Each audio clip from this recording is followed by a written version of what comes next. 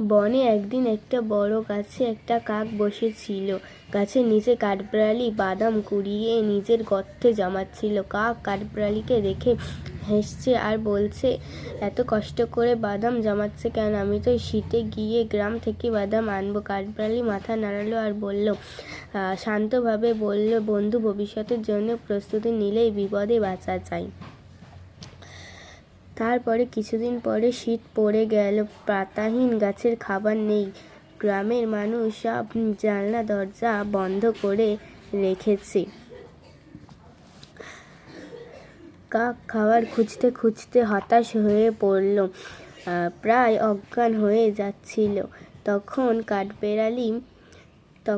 কাঠবিড়ালি নিজের গর্ত থেকে বাদাম নিয়ে এসে কাকের সামনে রাখল। কাক লজ্জিত হলো।